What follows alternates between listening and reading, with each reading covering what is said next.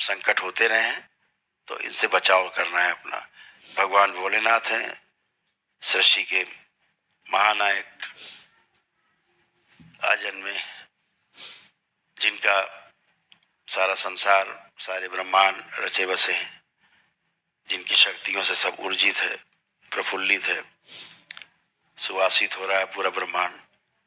उनकी पूजा जब तक करिए, माँ जगत जननी की पूजा करिए, माता की, और क्या चाहिए। हो गए शिव और शक्ति, पूरा हो गया। ज्यादा क्यों उठा पटक की जाए। इतना करने से आप स्वस्थ बने रहते हैं। जहां आपने गंदी एनर्जी पूजा की, परिवार के किसी सदस्य ने की, उसमें कष्ट आएंगे। और कहीं आपने उसके लिए प्रार्थना कर ली, उसके कष्ट आ रहे हैं उसको, तो उसके कष्ट आप में आ गए। ऐसे आपको कष्ट दिखाई देते हैं। एकदम विज्ञान है ये, एकदम साफ साफ। अभी एक ऑफिसर हैं, यहाँ बैठे थे, बोले आपका लेक्चर सुन के मैं आ गया। हमने कहा बताइए कैसे आ गए। बोले आप कहते हैं ना स्मृतियां ट्रांसफर हो जाती हैं, तो बोले मेरा सगे बड़े भाई, उनको पाइल्स हो गई, बवासीर हुई, खूनी थी, और बहुत इलाज के बाद ठीक नहीं, बड़ा कष्ट उनको होता था। तो बोले मैंने केवल प्रार्थना कर लिया ऐसे ईश्वर से कि भगवान इसके आधा कष्ट मुझे दे दो। बोले अगले दिन हमारे मल के द्वार से खून आना शुरू हो गया और हमें कष्ट सूज गया, हमारा गुदा द्वार, और खून आना शुरू हो गया। तो बोले फिर हम परेशान रहे बहुत। फिर बोले अब क्या करें, तब से झेल रहे हैं। स्मृति बुला तो ली, वापस भेजने का जुगाड़ नहीं पता। बुलाने का तो पता है, भगवान दे दो आ गया, अब जाए कैसे। तो बोले समझ में आ गया कि स्मृति ट्रांसफर होती। बोले उसी दिन मुझे अगले दिन सुबह खून आने लगा मल द्वार से और सूजन आ गई। तो ये जो लोग अनुभव करते हैं उन्हें सब पता है, एक बहुत बड़ा विज्ञान है ये, और इसी विज्ञान को अनुभव कर रहे हैं आप लोग। और जो अनुभव करता है वही समझ पाता है इस विज्ञान को, बाकी तो समझ ही नहीं पाते। सोचते पता नहीं क्या हो रहा है, क्या कर रहे हैं लोग, क्यों बैठते, क्यों जाते, कौन सा संकल्प कर रहे हैं, कौन सी प्रार्थना कर रहे हैं। लेकिन जब वही खुद आते हैं, कहते हाँ अब हम समझ गए कैसे होता है। अभी कल एक हमारे बहुत पुराने शिष्य थे, तो कभी कालांतर में एक टाइम में उनके ऊपर आक्रमण हुआ, गोलियां चली, तो उनके ऊपर वो, उनका सौभाग्य था, ईश्वर कृपा थी, बच गए वो।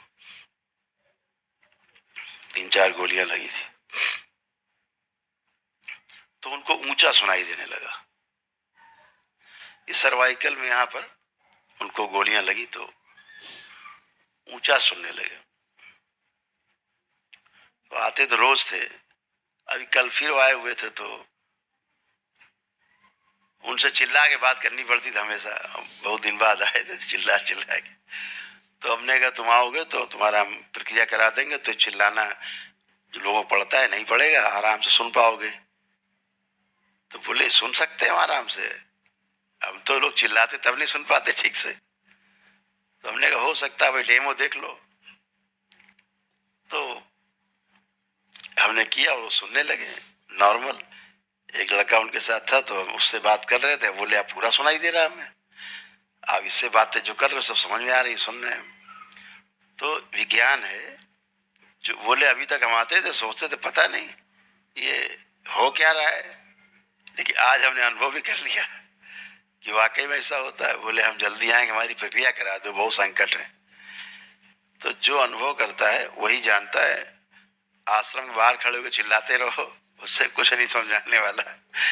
और वाकई में जो लोग कभी कभी विरोध करते हैं, पता नहीं क्या है ऐसा वैसा, वो ठीक विरोध करते हैं। उनका विरोध करना इसलिए जायज है क्योंकि उन्होंने इस विज्ञान को समझा नहीं। कभी ये विज्ञान अभी कलयुग में खुला नहीं कि इसके द्वारा, स्मृतियों के द्वारा, आपके कर्म भोगों के ही द्वारा आपकी चिकित्सा भी हो सकती है, आप स्वस्थ भी हो सकते हो। आपके कर्म भोग हटा करके, कर्म भोग बदल के, ये पूर्ण गुरु की उपस्थिति में होता है, पूर्ण गुरु के कारण होता है, इसलिए ऐसा हो पा रहा है। अन्यथा कर्म भोग ऐसे नहीं कटते, गुरु कृपा से ही कटते हैं। तो अनुभव करते हैं तो समझते हैं। आप लोग अनुभव कर रहे हैं, समझ रहे हैं, आगे बच्चे अनुभव करेंगे इन चीज़ों को।